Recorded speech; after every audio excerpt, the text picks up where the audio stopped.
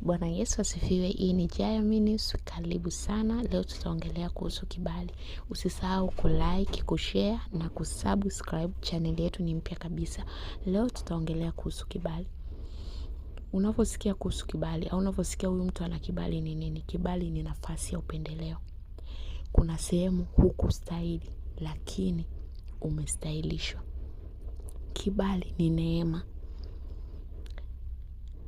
Kwa hiyo, leo tutaongelea kuhusu kibali. Kuna mtu unaweza ukasema mimi kila ninachokifanya hakiendi.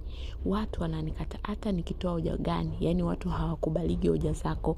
Watu hawakusikilizagi. Yaani wewe upo tu. Upo tu. Ukifanya biashara yote haiendi. Wewe hauna kibali. Lakini kuna mtu mwingine akigusa tu kitu kidogo. Akiongea tu kitu kidogo. Kile kitu kinakubalika. Kile kitu kinakubalika, vitu vyake vinaenda. Yule ni mtu ambaye ana kibali. Akisimama mbele ya wakuu anasikilizwa. Yule ni mtu ambaye ana kibali.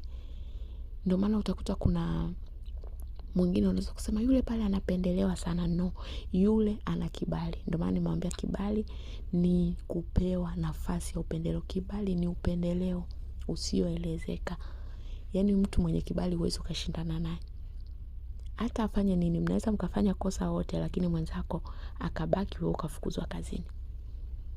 Au mnaweza mkaingia interview wawili, mwenzako akachukuliwa.